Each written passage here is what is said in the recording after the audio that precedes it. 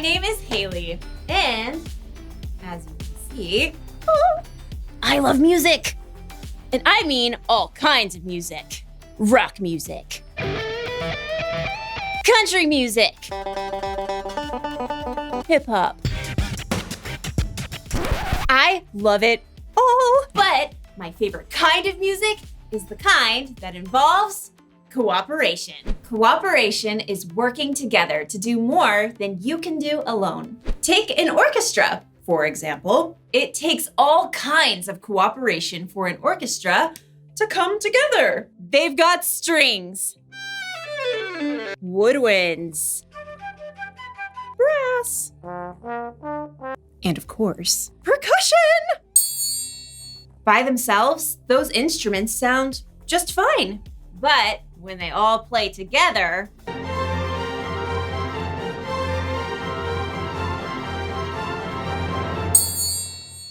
they really make some noise. And music isn't the only place where cooperation makes a difference. Cooperation shows up in sports, at school, at home, and, as we'll see in today's story, in tent building. Really, really, really big tent building. You'll see what I mean. See you soon. The Bible. It's 66 books of history, stories, letters, and poetry that fit together to form God's one big story. The epic adventure of how He created us and loves us so much that He made a way to rescue us.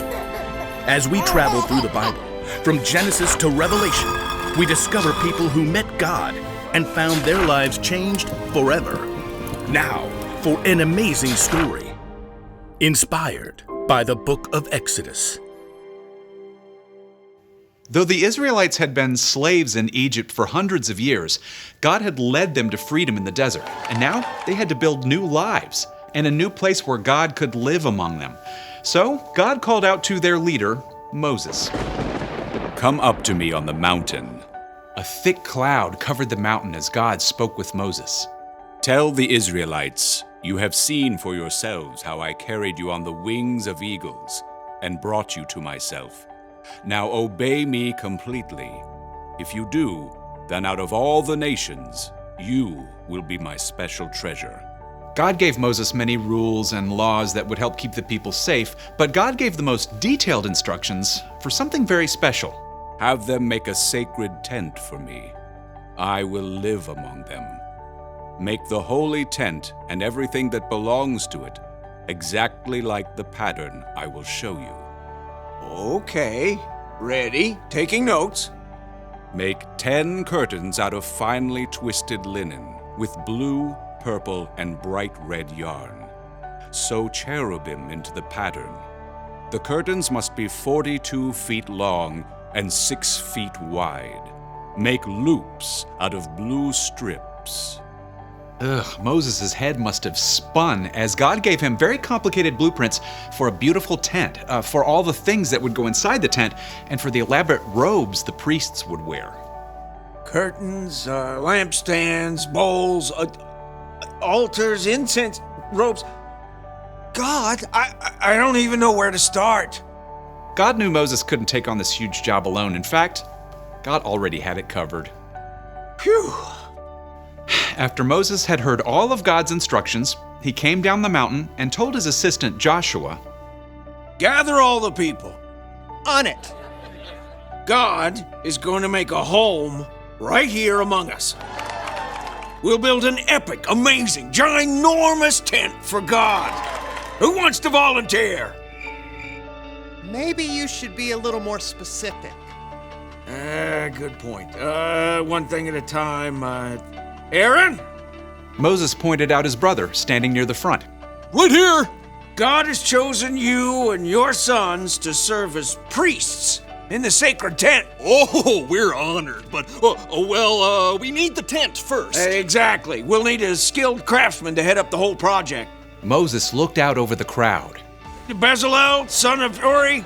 The names spread through the vast crowd, and in moments, a young man with bright eyes and strong hands leapt off a rock and came forward. Bezalel, son of Uri, tribe of Judah, at your service. God has chosen you to lead everyone crafting the holy tent. Wow. Okay. Gonna need half a second here. Don't worry, God's filled you with His Spirit, with wisdom, understanding, knowledge, all kinds of skill. You're talking about me? Can you make beautiful patterns in gold, silver, and bronze? Well, yes. Can you cut and set stones? Yep. Work with wood? Absolutely. Craft as if Pinterest were already a thing? Theoretically, yes. God will give you all the help you need, starting with, Oholiab? Another man stepped up, smile lines crinkling his face. Hey, man, that's me. Yeah, God also had chosen you and given you special skill in all kinds of crafts. Oh, totally rad. And to top it off, God has given both of you the ability to teach others everything you know. All right, we're so on it. We'll train up an entire team. There was just one catch. We need to lay in supplies. Yeah, anyone seen a House Depot? How about tents to go? God will take care of it. We need everyone to help. Please bring an offering for the Lord from what you have. Quickly, people came forward to give to the work of the holy tent. Take these gold earrings and this necklace. I can haul in loads of acacia wood on my donkey. I've been saving this purple yarn. I picked the olives for this olive oil. In fact, the people had brought so much, the workers couldn't use it all. Stop! Please, we have more than enough. So under the guidance of Bezalel and Oholiab, a team of men and women stepped up to create the tent. They carved tables and altars and curtain bases. They crafted golden lampstands and bronze bowls. They spun and wove yards and yards of bright-colored linen curtains. They sewed special robes for the priests and compounded beautiful incense to burn on the altar. At last, the tent of meeting was complete. Moses and all the people gathered together once more. You have done the work just as God commanded. May God bless you all. When everything was finally in place and the priests were ready, a cloud covered the tent, and it filled with the glory of God that everyone could see.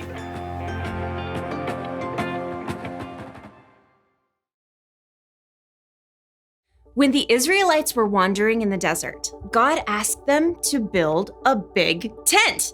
A tent we now call the tabernacle, where people could worship God and where God could live. Oops. You heard that right. God wanted to live with the Israelites in the desert inside of a big traveling tent. And God wanted the people to work together to make it. So they needed people with all kinds of different gifts. Designers, people who could sew, people who could work with stone and fine metals. Plus, they needed teachers who could train people how to do all of those things. God knew that if they all worked together, they could make something incredible. God has always been big on cooperation. Think of Jesus. He could do so much on his own.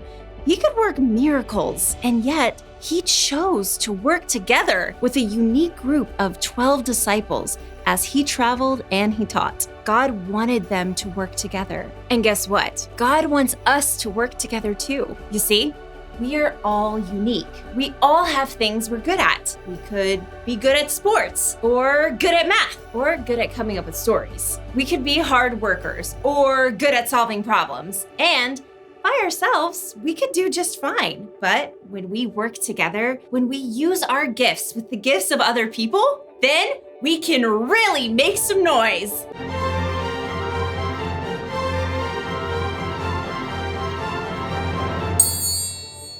So here's the one thing to remember today. God wants us to work together. Working together helps us get things done faster. It helps us get things done better. Plus, it helps us to grow the relationships with the people all around us. And that is a good thing. Thought we could use a big finish. I'll see you next time!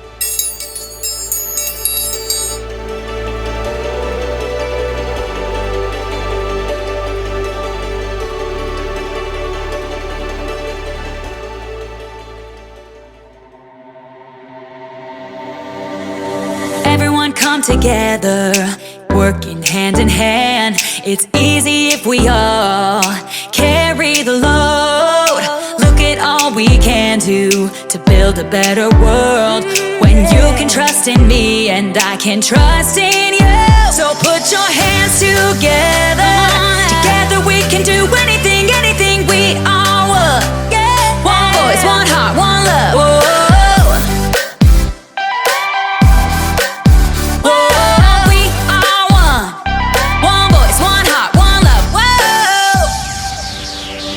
We're gonna help this city all together now. We make a better story when we help each other out. With peace and understanding, you'll never walk alone. When you can trust in me and I can trust in you. The time is here, the time is now to take a stand and make it count. So put your hands